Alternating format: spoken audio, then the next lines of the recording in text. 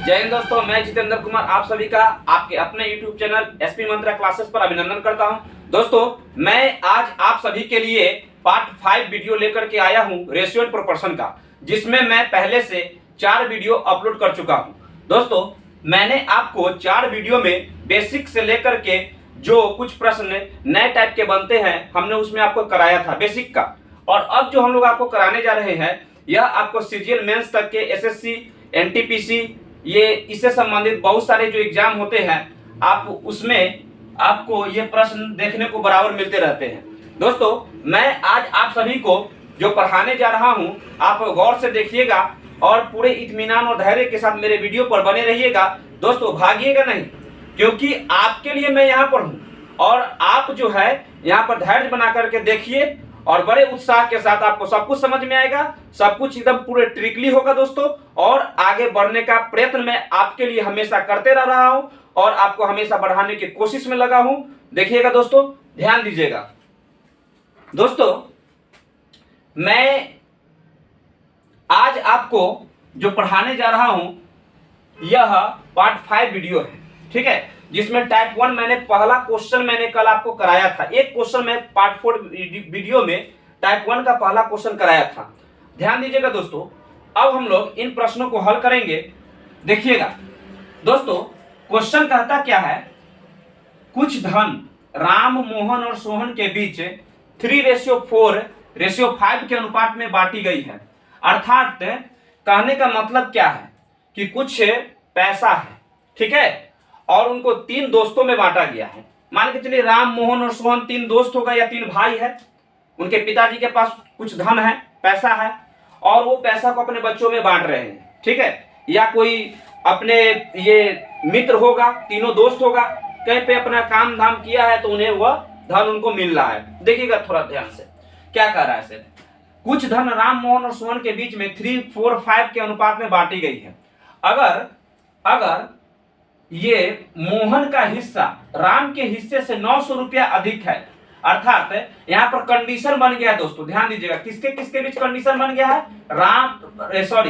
मोहन और राम के बीच यहाँ पर कंडीशन बना हुआ है क्या कि मोहन का जो हिस्सा है वह राम के हिस्सा से 900 रुपया अधिक है। अर्थात अगर ये कहीं पर मजदूरी करते हैं, मान के चलिए अगर ये मजदूरी कहीं करते हैं तो जाहिर सी बात है कि मोहन ज्यादा काम किया होगा, तभी तो राम के हिस्सा जितना पड़ा होगा उससे इसको 900 रुपया ज्यादा मिला होगा। जाहिर सी बात है दोस्तों। तो आप यहां पर ध्यान दीजिएगा कि कंडीशन क्या लग रहा है। जब हम कंडीशन को पकड़ लेंगे ना तो हम क्वेश्चन को आसानी से हल कर सकते हैं। दोस्तों ध्यान दीजिएगा, अब कहता है तो सोहन का हिस्सा क्या होगा। तो ये सोहन जो है, इनका जो तीसरा दोस्त है सोहन, इनका हिस्सा क्या होगा। सो दोस्तों आप लोग ध्यान से देखिएगा यहाँ पर। अब हम क्या करते हैं, देखिएगा दोस्तों, राम, मोहन और सोहन तीनों के बीच ना हिस्सा का अनुपात बांटा गया है। हिस्सा का अनुपात कितना है, 3:4:5। अर्थात ये पैसा है, क्या है, पैसा है।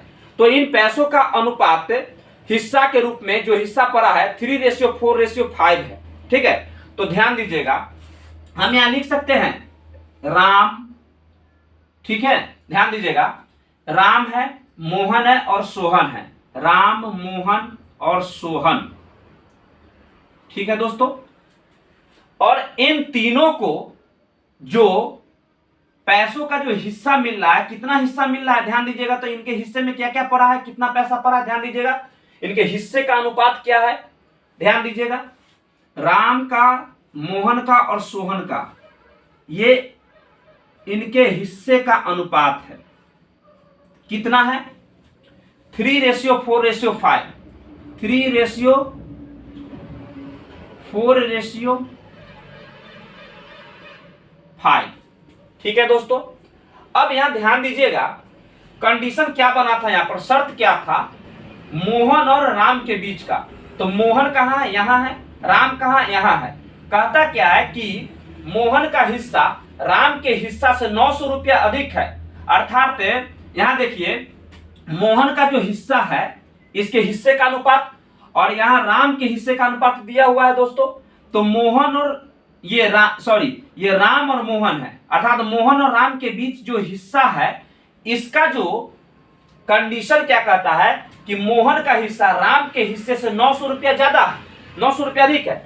मतलब क्या कि इन दोनों के बीच में जो डिफरेंस होगा वही तो 900 के बराबर होगा ना दोस्तों, क्योंकि ऑलरेडी कंडीशन में कह चुका है कि मोहन का जो हिस्सा है राम के हिस्से से 900 ज्यादा है। अर्थात ये कितना बढ़ रहा है, कितना से, देखिए ध्यान से दोस्तों, कितना से बढ़ रहा है, तो 1 से बढ़ रहा है। इन दोनों के बीच का डिफरेंस कितना होगा, 1 होगा, अर्थात 1 से ये बढ़ रहा है मोहन का हिस्सा। ठीक है, तो अनुपात में हिस्से का अनुपात ये है, तो अनुपात में हिस्से का जो रेशियो का जो अनुपात इन दोनों के बीच बढ़ रहा है, कितना का बढ़ रहा है, 1 का। ठीक है, और ये बढ़ कितना है दिया हुआ, रुपया में कितना दिया हुआ है, 900 रुपया, ध्यान दीजिएगा।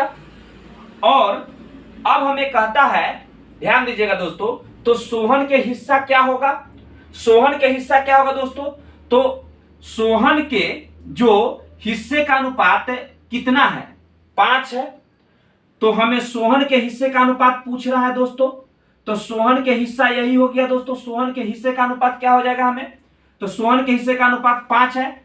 तो टोटल कितना पैसा इसको मिला होगा, 1 में 900, तो अनुपात 1 का मान 900, तो अनुपात 5 का मान कितना हो जाएगा दोस्तों, 900 गुने 5, अर्थात 9 पचे 4500 रुपए। सोहन का हिस्सा कितना हो जाएगा दोस्तों, 4500 रुपए का। यही हमारा आंसर होगा। एक बार फिर से देखिएगा दोस्तों, यहां पर क्वेश्चन क्या कर रहा है कि कुछ धन है जो राम, मोहन और सोहन के बीच 3:4:5 के अनुपात में बांटी गई है। अगर मोहन का हिस्सा राम के हिस्से से 900 रुपया अधिक है, तो दोस्तों सोहन का हिस्सा क्या होगा, राम मोहन सोहन के अनुपात कर दिए हिस्से का। यहां देखेंगे कि ये राम और मोहन के बीच में संबंध है, तो देखेंगे क्या कि राम का हिस्सा 3 अनुपात में है, इसके 4 अनुपात में है। तो बढ़ कितना रहा है, 1 से बढ़ रहा है, तो कितना अधिक है रुपया में, 900 रुपया। इसका हिस्सा का अनुपात जो है 900 रुपया के बराबर है। तो सोहन का हिस्सा पूछ रहा है, तो इसके हिस्से का अनुपात कितना है, 5। तो सोहन का 5 के साथ कितना संबंध होगा दोस्तों, तो 900 गुने 5, अर्थात 4500 रुपया सोहन का कुल हिस्सा होगा। ठीक है दोस्तों, नोट कीजिए इसको।